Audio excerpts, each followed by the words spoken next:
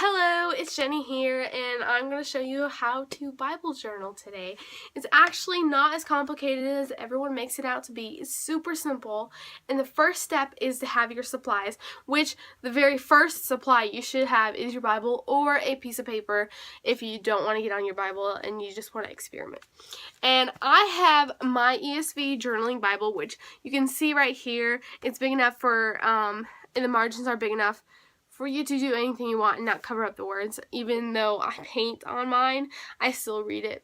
I make sure I can read it because it's my everyday Bible. And another step is you have to know your verse, because it can get complicated if you go into there and you want a Bible journal but you don't know what verse it is that you want to do. So the easiest thing to do is, if you're a starter out, don't do your favorite verse.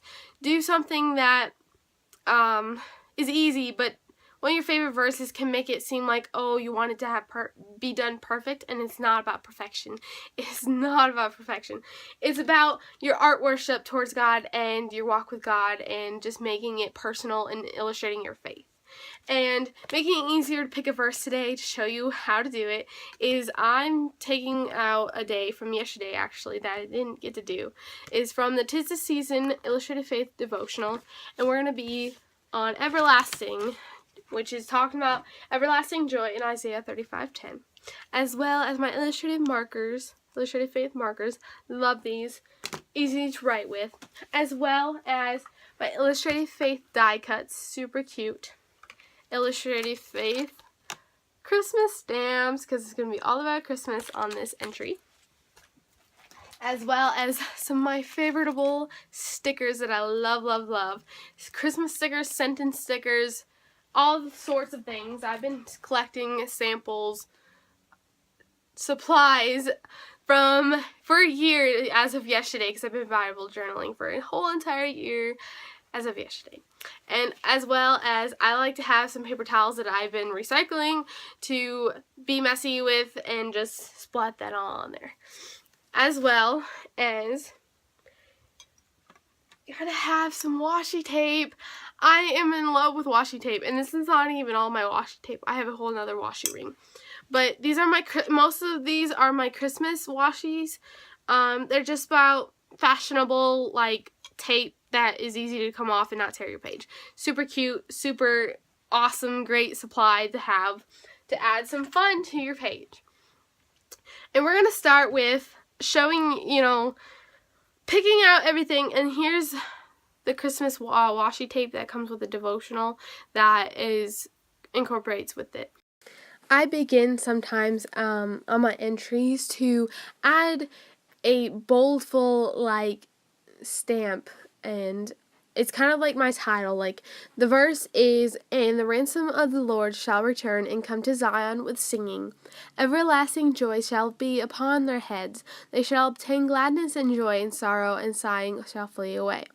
And I want to incorporate everlasting joy to be the big bang of my page, because I want to go to that and remember, oh, everlasting joy, and it will be kind of like an eye catcher for me or anyone who else goes in my Bible or sees the page on social media. And right here I just added some star stamps to the joy to help stand joy out, and it's another one of my favorite stamps, actually.